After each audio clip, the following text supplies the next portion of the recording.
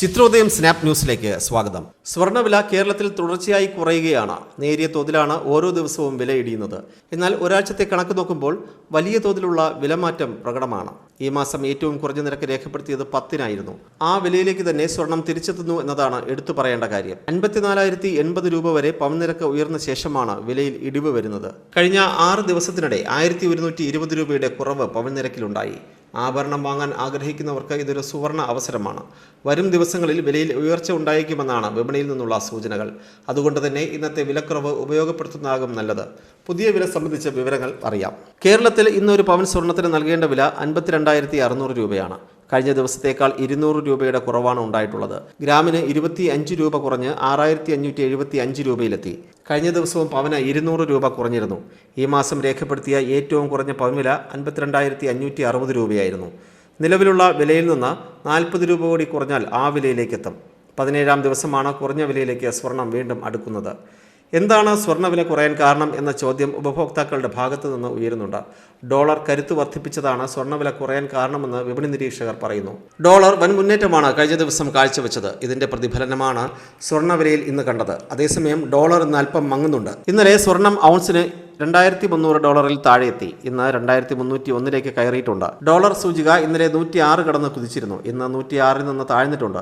അതുകൊണ്ട് തന്നെ നാളെ സ്വർണ്ണവില ഉയരാനാണ് സാധ്യത. ഡോളർ മൂല്യം കൂടുമ്പോൾ മറ്റ് പ്രധാന കറൻസികൾക്കെല്ലാം മൂല്യം കുറയും. അവ ഉപയോഗിച്ച് കൂടുതൽ സ്വർണം വാങ്ങുന്നത് നഷ്ടമാകും. അമേരിക്കൻ കേന്ദ്ര ബാങ്ക് പലിശ നിരക്ക് ഈ വർഷം അവസാനത്തിൽ മാത്രമാണ് കുറയ്ക്കുക എന്നാണ് നിക്ഷേപകരുടെ വിശ്വാസം. അതുകൊണ്ട് തന്നെ കടപ്പത്രങ്ങളിലെ നിക്ഷേപം ഉയരുന്നുണ്ട്. ഇതും സ്വർണം വിട്ടുപിടിക്കാൻ നിക്ഷേപകരെ പ്രേരിപ്പിക്കുന്നു. എന്നാൽ അമേരിക്കൻ ബാങ്ക് പൊടുന്നനെ പലിശ കുറയ്ക്കുമെന്ന സൂചന ലഭിച്ചാൽ സ്വർണ്ണവില ഉയരും. ഇന്ന് ഒരു പവൻ സ്വർണ്ണാഭരണം വാങ്ങുന്ന വ്യക്തിക്ക് 57,000 രൂപ വരെ ചിലവ് വന്നേക്കാം. ഡോളറുമായി താരതമ്യം ചെയ്യുമ്പോൾ ഇന്ത്യൻ രൂപയുടെ മൂല്യം 83.49 ആയിട്ടുണ്ട്. നേരിയ മുന്നേറ്റം ഇന്ന് രൂപ കാണിക്കുന്നു. ബ്രന്റ് ക്രൂഡ് ഓയിൽ ബാരലിന് $85.03 വില. നേരിയ കുറവ് എണ്ണവിലയിൽ ഉണ്ടായിട്ടുണ്ട്. WTI ക്രൂഡിന് $80.68, മാർബൺ ക്രൂഡിന് $84.24 വില. ഈ മാസം രേഖപ്പെടുത്തിയ ഉയർന്ന വില പവന് 54,080 രൂപയായിരുന്നു. ഈ വില കടന്നു കുതിക്കുമെന്നാണ് വിപണി അവലോകനം ചെയ്യുന്നവർ കഴിഞ്ഞ ദിവസം സൂചിപ്പിച്ചത്. എന്നാൽ വലിയ വിലയിടിവ് ഇന്ന് സംഭവിച്ചു. അതേസമയം എണ്ണവില ഉയർന്നു തന്നെ നിൽക്കുന്നു. ഡോളർ ഉയർന്നതാണ് സ്വർണ്ണവില കുറയാൻ കാരണമായത്. സ്വർണത്തിന്റെ വിലയ്ക്ക് പുറമെ പണിക്കൂലി, GST, ഹാൾമാർക്കിംഗ് ചാർജ് എന്നിവ ചേരുമ്പോഴാണ് വില കൂടുന്നത്. ഉപഭോക്താക്കൾക്ക് സ്വർണത്തിന്റെ പണിക്കൂലി കുറയ്ക്കുന്നതിന് ജ്വല്ലറി ജീവനക്കാരുമായി സംസാരിച്ച് ധാരണയിലെത്തണം. ഡോളർ മൂല്യത്തിന് കയറ്റമുണ്ടായതാണ് ഇന്ന് സ്വർണ്ണവില കുറയാൻ പ്രധാന കാരണം. രൂപമൂല്യം ഇടിയുന്നത് രാജ്യത്തിന്റെ വ്യാപാര കമ്മി വർദ്ധിക്കാൻ ഇടയാക്കും. ലോകത്തെ പ്രധാന വ്യാപാര കറൻസി കൂടിയാണ് ഡോളർ.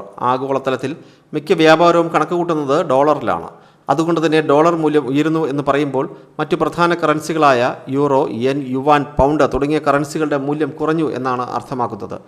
ഈ കറൻസികൾ ഉപയോഗിച്ച് സ്വർണം വാങ്ങുന്നത് ചിലവേറും എന്നതാണ് ഫലം. ഡോളർ മൂല്യം കൂടുമ്പോൾ മറ്റ് കറൻസികൾ ഉപയോഗിച്ച് സ്വർണം വാങ്ങുന്നത് കുറയും. ഡോളർ മൂല്യം കുറയുമ്പോൾ മറ്റ് കറൻസികൾ ഉപയോഗിച്ച് സ്വർണം വാങ്ങുന്ന മൂല്യം കൂടുകയും ചെയ്യും. ആവശ്യക്കാർ ഏറുമ്പോൾ സ്വർണത്തിന് വില ഉയരും.